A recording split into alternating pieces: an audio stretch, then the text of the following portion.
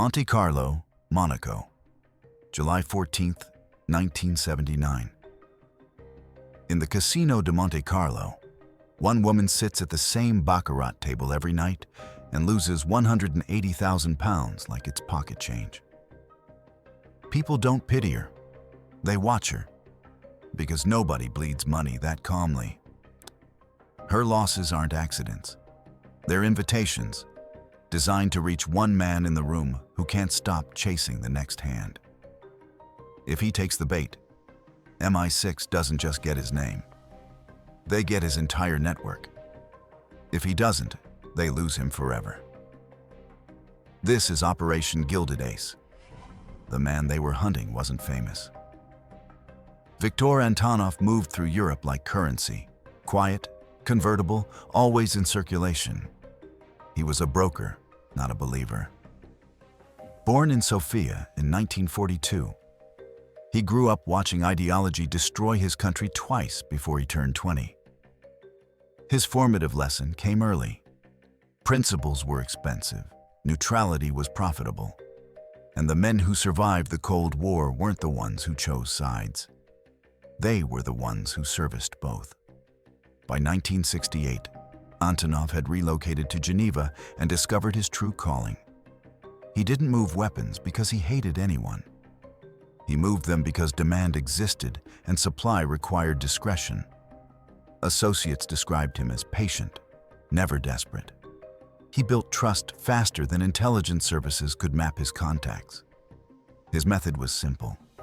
He never sold one shipment. He sold a relationship. A client needed deniability. Antonov provided paperwork that dissolved on scrutiny. A rival faction needed speed. He had routes through Austria that customs never monitored properly. A government needed a story to tell Parliament. He manufactured exactly the right kind of confusion. By the mid-70s, Antonov had become what intelligence analysts call a facilitation node, a person whose removal collapses multiple networks simultaneously. But he had a weakness that didn't belong in a threat assessment. It belonged in a medical file. Monte Carlo. The casino wasn't recreation, it was compulsion. Intelligence services had tracked Antonov for 6 years by 1979. Pattern analysis revealed something unusual. Before major weapons transfers, Antonov appeared at the Casino de Monte-Carlo first, not after, when he had money to burn. Before, when he should have been managing logistics. Behavioral psychologists consulted by MI6 offered an explanation. Antonov was using gambling as a regulation mechanism, a way to manage the stress of orchestrating deals that could trigger diplomatic incidents. The compulsion created predictability. Predictability created opportunity. MI6's counter-proliferation desk had been monitoring Antonov since a Libyan arms transfer in 1973 exposed his facilitation network. They'd tried conventional approaches. Direct surveillance failed because Antonov spotted watchers within 48 hours. Asset recruitment failed because his circle was sealed by money and mutual incrimination. Interpol cooperation failed because half the countries involved wanted him operational. By early 1979, Section Chief Malcolm Cheswick concluded that traditional methods wouldn't work. Antonov was too careful, too mobile, too practiced at disappearing when pressure increased. The doctrine MI6 applied was called proximity insertion. Don't break into the network, enter it through a human access point, the target chooses themselves. The logic was straightforward. People like Antonov trusted patterns more than people, and shared vulnerabilities more than shared interests. If they could position someone inside his comfort zone, inside his compulsion space, they could extract intelligence without triggering the defensive protocols that protected his professional life. 3 obstacles made this approach nearly impossible. First, proximity. Antonov only lowered his guard in public spaces where everyone was performing wealth. places where surveillance was expected and therefore paradoxically safer. Second, plausibility. Any new face in his social ecosystem would be tested, investigated, cross-referenced against known intelligence operatives. A shallow cover would collapse within days. Third, jurisdiction. Monaco wasn't London. Mistakes couldn't be contained with phone calls to ministries. The Principality's security apparatus was professional, discreet, and entirely uninterested in providing cover for foreign intelligence operations. But pattern analysis suggested a vulnerability window. Between July 10th and July 25th, 1979, signals intelligence indicated Antonov was coordinating a major transfer. Details remained unclear, but the volume of encrypted communications suggested something substantial. If the pattern held, he would appear in Monte Carlo before the deal finalized. The authorization to proceed came in June 1979. The operation was classified Gilded Ace, referencing both the casino environment and the high-stakes nature of the approach.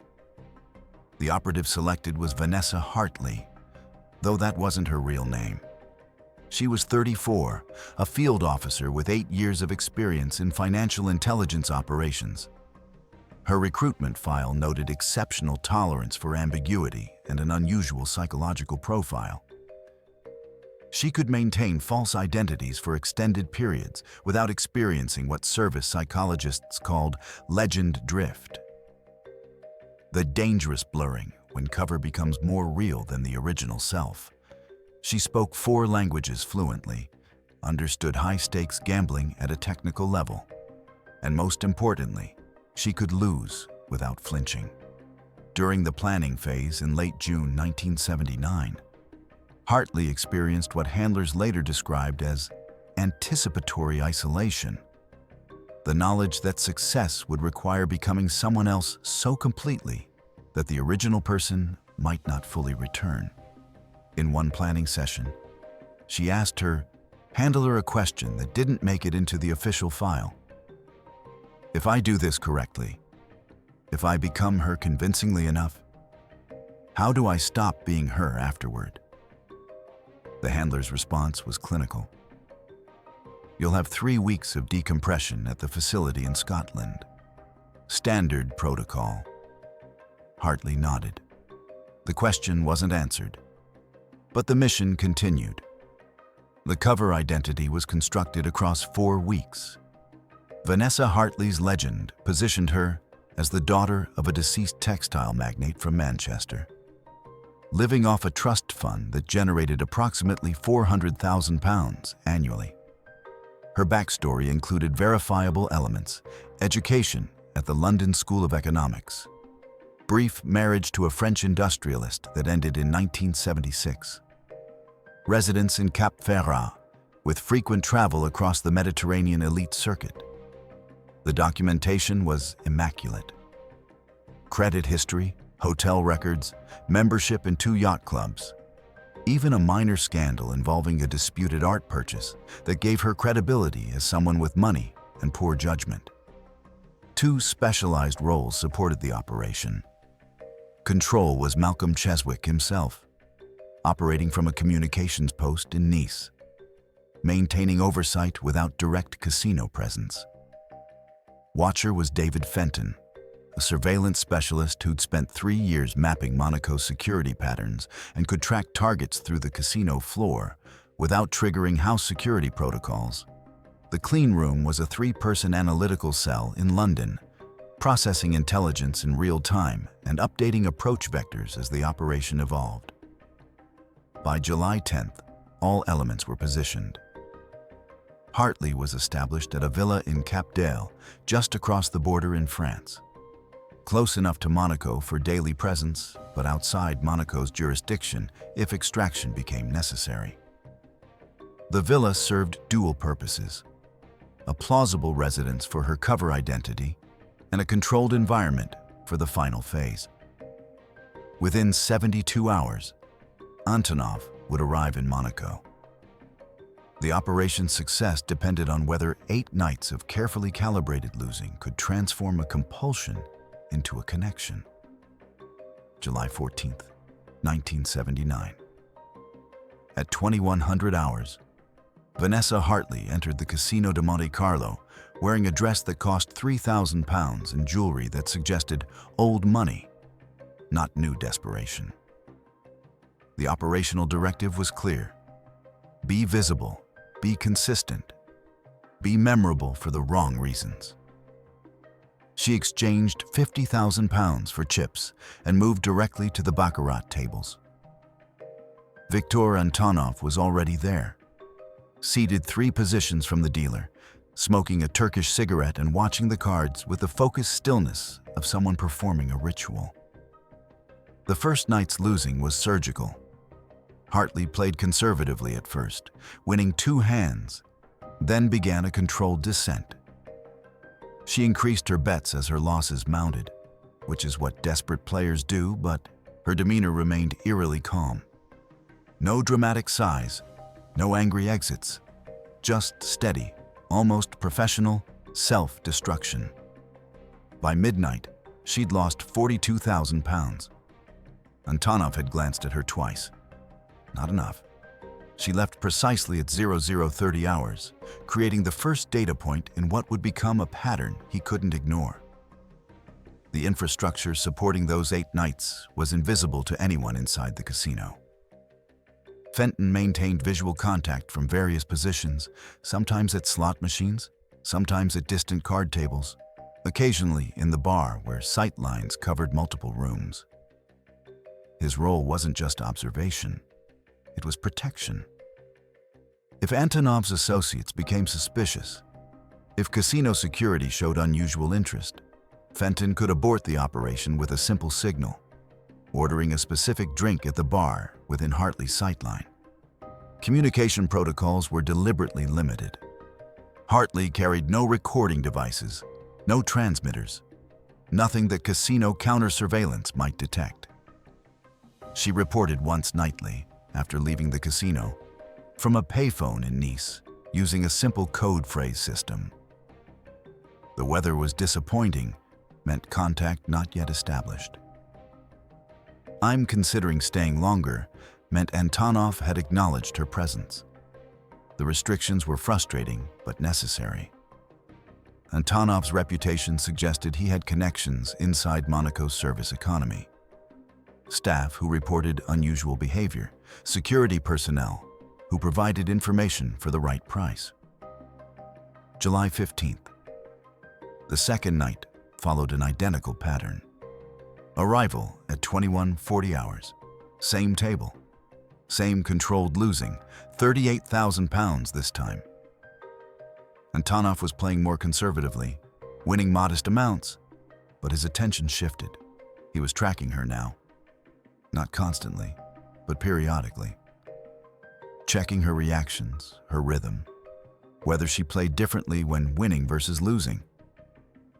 Hartley maintained the performance. Bored competence masking systematic loss. She was building a puzzle for him. Why does someone with this much money, this much apparent sophistication, keep losing with such consistency? The planning had anticipated various contingency scenarios, but not everything could be scripted. On July 16th, night 3, a complication emerged.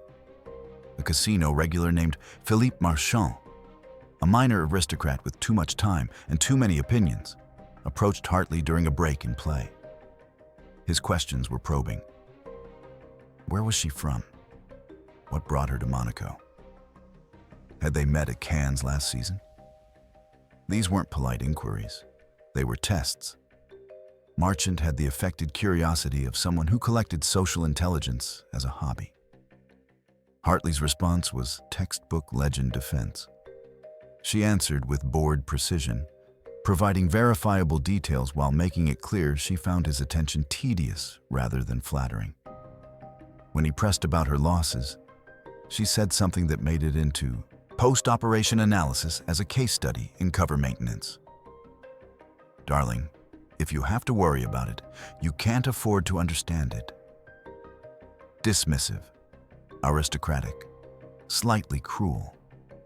Marchant retreated and, more importantly, appeared satisfied. She'd passed his test, but the interaction cost her. She left early that night, sacrificing operational time to preserve credibility. Sometimes the best tradecraft is knowing when to withdraw. By July 19th, night 6, the pattern was established. Hartley had become a fixture at Antonov's table, losing between 35 and 50,000 pounds nightly. The cumulative total approached 200,000 pounds, all of it real money from operational funds that wouldn't be recovered. The expenditure had required ministerial approval. The authorization memo, later partially declassified, included a coldly pragmatic calculation. The cost of 6 weeks of conventional surveillance operations exceeds the proposed casino losses, with lower probability of actionable intelligence. But night 6 introduced a new variable. Antonov changed tables abruptly at 2300 hours, moving to a private salon on the casino's second floor. Fenton lost visual contact for 18 minutes. Protocol dictated he couldn't follow directly without risking exposure. Those 18 minutes represented operational darkness. Hartley continued playing at the public table, maintaining her pattern, while Fenton repositioned using casino sight lines that took longer but preserved his cover. When Antonov returned at 23:18 hours, he appeared satisfied, slightly more relaxed. Signals intelligence later suggested he'd received confirmation of a shipment timeline during that gap. The timing was significant. His compulsion intensified after good professional news, as if success demanded immediate psychological regulation. July 21st, night 8. At 22:12 hours, Victor Antonov broke protocol. He spoke to her first, not through an introduction, not through casino staff, but directly. His English was excellent, Moscow educated with a slight Swiss overlay. "You have terrible luck," he said, not as a question, but as an observation that invited response. Hartley didn't pivot immediately to connection. She maintained the performance. "Luck has nothing to do with it," she replied, placing another bet that would lose. The answer was perfect. It acknowledged the compulsion without naming it, suggested she understood losing as something other than random chance. They played 3 more hands without speaking. Then Antonov said something that intelligence analysts would later parse for meaning. "Most people leave when it stops being fun. You stay when it was never fun to begin with." It was an admission disguised as an observation. He was describing himself. Hartley recognized the opening. She didn't push. She simply agreed. Leaving would require admitting something I'm not ready to admit. She let the ambiguity hang. Was she talking about losing? About compulsion? About something deeper? The vagueness was intentional. People like Antonov filled gaps with their own meaning. The invitation came 20 minutes later, framed as boredom relief rather than social overture. A private game, small group, at a villa in Cap Dale. "Nothing formal," he said. "Just people who understand that sometimes the game matters more than the outcome." Hartley waited 3 seconds before responding, a pause calibrated to suggest consideration rather than eagerness. "Tomorrow evening?" Antonov nodded. 2200 hours. I'll have a car sent." He provided an address. She memorized it without writing it down, which he noticed. Another test passed. July 23rd, 1979. The execution phase began 16 hours before Antonov would arrive at the villa. The location was critical, technically in France, outside Monaco's jurisdiction. but close enough to feel like a natural extension of the casino circuit. The villa had been secured through a French intelligence liaison, a rare instance of cross-service cooperation that required promises of reciprocal access in future operations. The team moved in at 0600 hours. 6 personnel, compartmented roles, 0 direct communication with Hartley once she arrived. The setup was designed to feel organic. The villa appeared lived in, but not staged. Fresh flowers suggested staff presence. A half-empty wine bottle on the terrace implied recent occupation. The operational team remained invisible, positioned in adjacent rooms, in service areas, outside in vehicles with clear sight lines. Their equipment was minimal.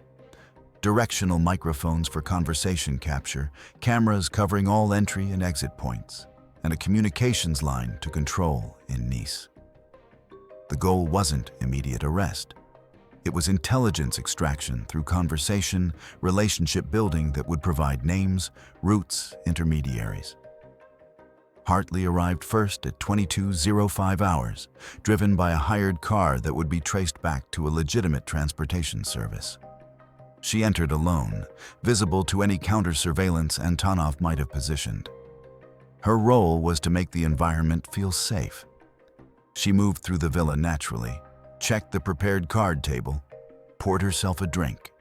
To anyone watching, she was a woman preparing to host an evening she'd arranged.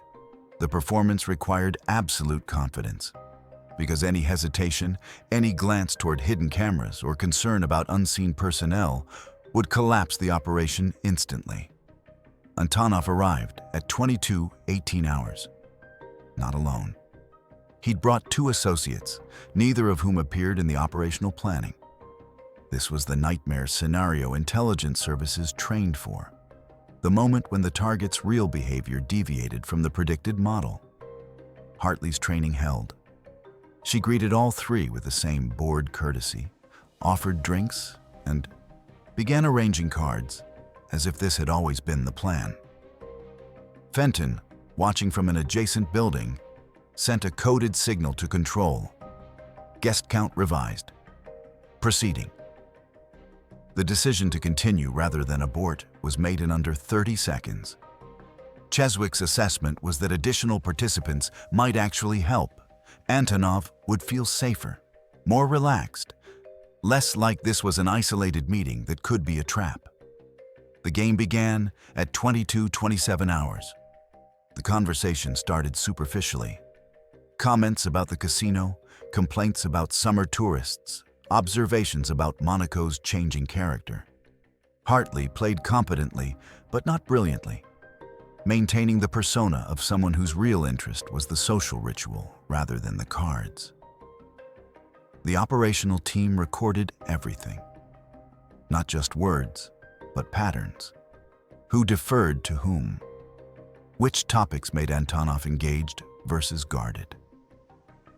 The relationships between the 3 men, business partners or handler asset dynamics. The critical moment came at 23:41 hours. One of the associates, later identified as a logistics coordinator named Gregor Vassin, made a joke about a shipment that almost went to the wrong Mediterranean port. Antonov didn't laugh. He changed the subject immediately, but the damage was done. Hartley had the training to recognize the opening. She made a comment about Mediterranean ports being impossible to navigate unless you know the right people. Casual, sympathetic, not quite asking a question. Antonov relaxed slightly. Every port has its complications, he said.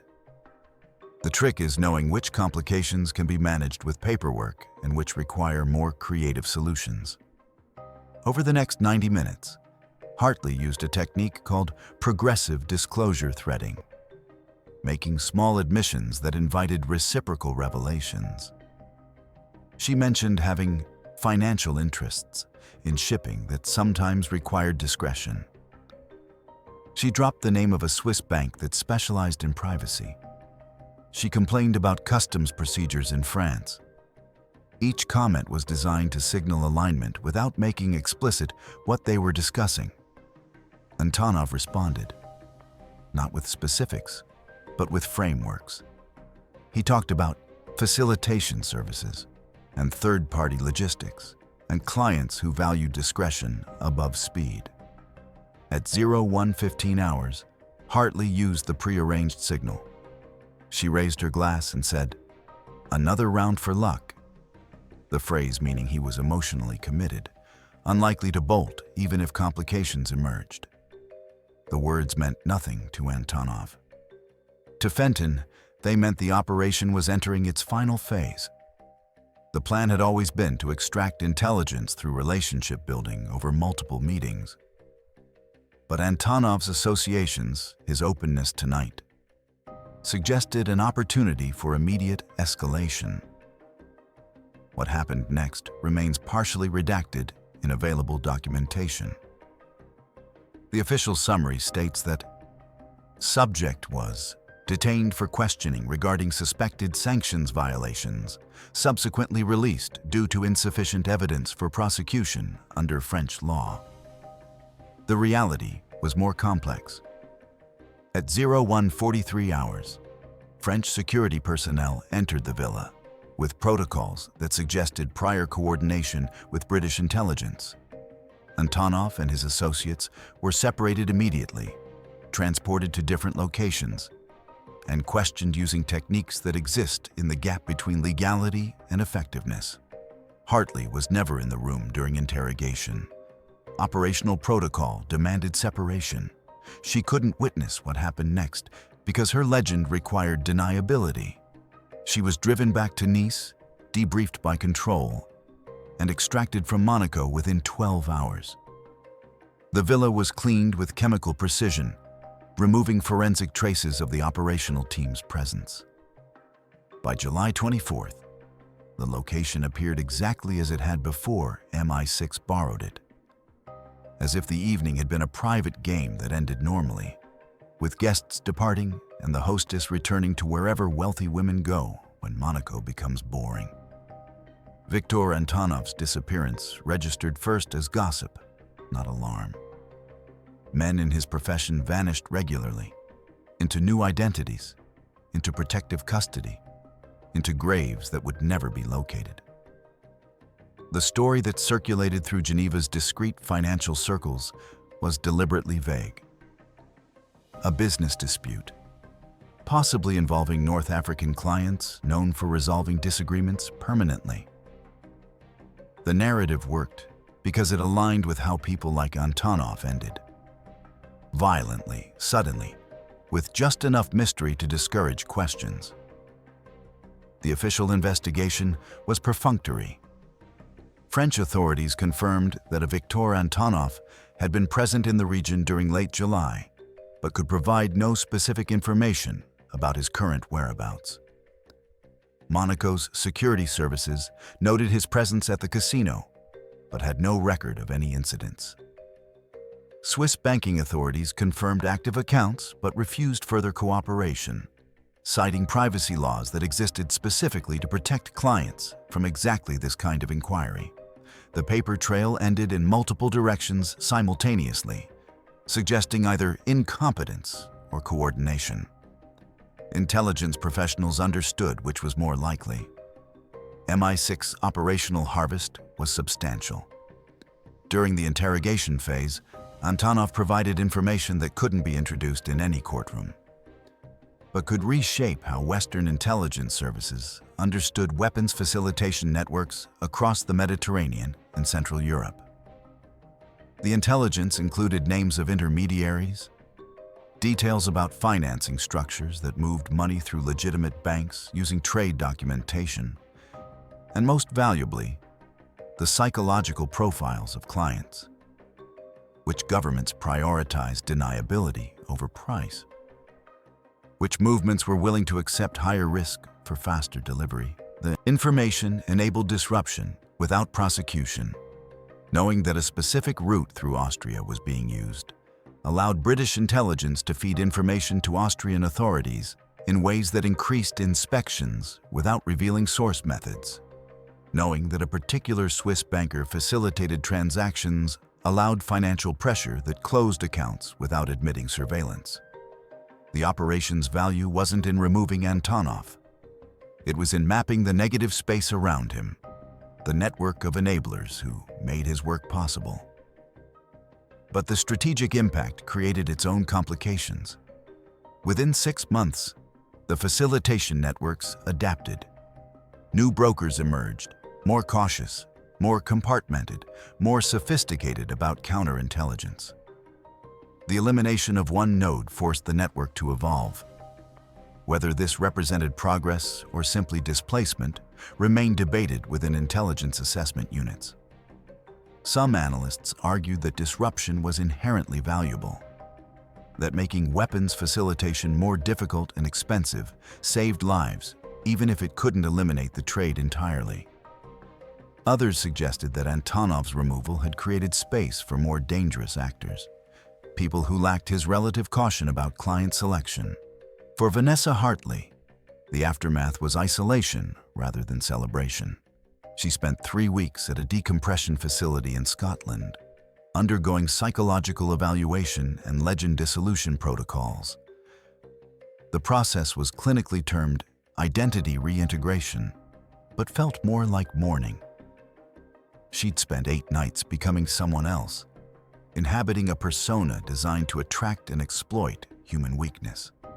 The performance had required her to normalize compulsive behavior, to treat massive financial loss as routine, to build false intimacy with someone she was helping destroy.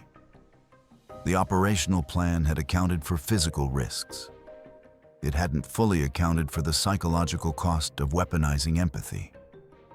Her post-operation assessment, partially declassified decades later, included observations that didn't fit standard debriefing formats. She described experiencing persistent awareness of being watched, even in secure facilities. She reported difficulty making genuine social connections because the instinct to maintain cover identity persisted months after the operation concluded. When asked if she would volunteer for similar operations, her response was recorded as operationally capable, psychologically uncertain. She remained in service for another 4 years before requesting reassignment to analytical work. The file doesn't indicate whether this was voluntary or suggested. The broader operational legacy of Gilded Ace was institutional rather than individual. The operation became a case study in proximity insertion techniques, taught to intelligence officers as an example of how patterns could be exploited when direct approaches failed. The methodology spread across Western intelligence services, using human vulnerability as an access point, constructing elaborate legends that invited targets to reveal themselves through shared weakness rather than coercion. Whether this represented intelligence tradecraft evolution or moral degradation depended entirely on which briefing room you sat in. The moral calculation at the operations center remains unresolved. From one perspective, MI6 identified a person facilitating weapons transfers that enabled violence across multiple continents, extracted intelligence that disrupted those networks, and did so without collateral casualties. The operation saved lives by preventing weapons from reaching groups that would have used them to kill civilians. The method was manipulation, but the outcome was measurable harm reduction. From another perspective, the operation turned human psychology into a weapon. Antonov's compulsion, a behavioral pattern that could have been addressed through treatment rather than exploitation, was deliberately amplified and weaponized.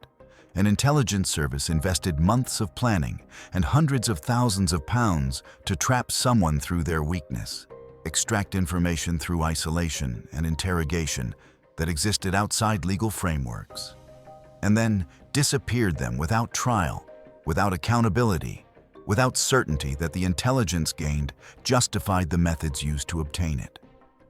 The case forces uncomfortable questions about state power and individual rights. If intelligence services can identify psychological vulnerabilities, construct elaborate deceptions to exploit those vulnerabilities, and then use the resulting control to extract information or eliminate targets. What limits exist? Who decides when a person's facilitation of violence justifies manipulation and potential elimination? What happens when the methodology used to catch arms dealers gets applied to other categories of targets, political dissidents, journalists, whistleblowers, whose threat is less clearly defined? Vanessa Hartley's experience adds human dimension to abstract calculations. She was asked to become someone else, to inhabit a false identity so completely that it damaged her actual self, because the intelligence value justified the psychological cost. The operation succeeded, which means the system that designed it will use similar operations again, because success justifies methodology.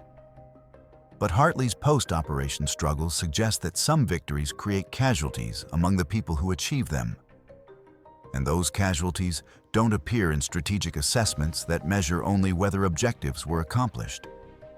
The intelligence community's internal debate about Gilded Ace centered on a question that couldn't be resolved through analysis. Does the effectiveness of morally complex operations justify their continued use? Or does their effectiveness make them more dangerous precisely because success eliminates scrutiny? Operations that work become templates. Templates become doctrine. Doctrine becomes normalized. And normalization means that extraordinary measures, manipulation, deception, exploitation of human weakness, transform into standard practice, applied whenever strategic value appears to justify tactical ruthlessness. What's your perspective on this operation? If intelligence services can verify that someone is facilitating weapons that will be used to kill civilians, does that justify using psychological manipulation and legal ambiguity to stop them? Or does the methodology create precedents more dangerous than the threats it addresses? If you believe there should be limits on how intelligence services exploit human vulnerability, where do you draw those lines? And who gets to enforce them when operations are classified and accountability is theoretical? Drop your thoughts in the comments. If this story made you reconsider the relationship between security and civil liberties, or question how democracies should balance effectiveness against ethical constraints, hit that like button and share this with someone who thinks intelligence work is simple.